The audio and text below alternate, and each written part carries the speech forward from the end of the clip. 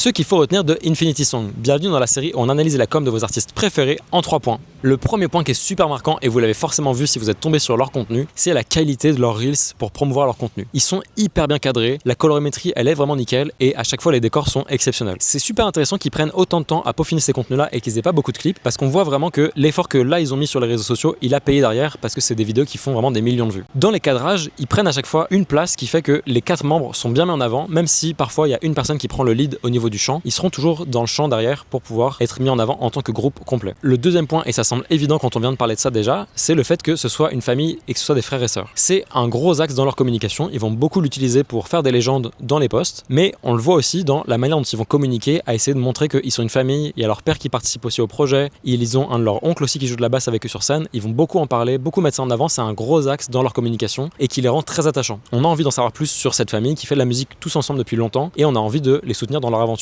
Et enfin, un dernier point que je trouve assez intéressant, c'est qu'ils sont en train de développer pas mal de side projects avec notamment Momo Boyd qui est une des sœurs qui se met à vraiment avoir une carrière solo importante. En fait, elle va vraiment avoir sa place aussi dans leur réseau à eux sur Infinity Song. Même si elle a son compte aussi perso à côté, elle a une place à part entière et on voit que l'autre sœur aussi, Angèle, commence à avoir un compte et les autres membres du groupe aussi. Et ça, je trouve ça assez intéressant la manière dont ils l'utilisent. Ils utilisent vraiment le compte principal comme une plateforme pour propulser les autres comptes de chacun et ne pas juste fermer le truc en mode ok, ils ont leur projet solo et le projet de groupe, c'est la famille Infinity Song et derrière, ils ont chacun leur projet solo qu'ils vont mettre en avant. Et je pense que c'est un exemple intéressant pour des artistes qui auraient un projet de groupe et qui voudraient mettre des projets solo en avant pour les différents membres de leur projet. N'hésitez pas à nous dire en commentaire ce que vous pensez de la com d'Infinity Song et on se voit très vite.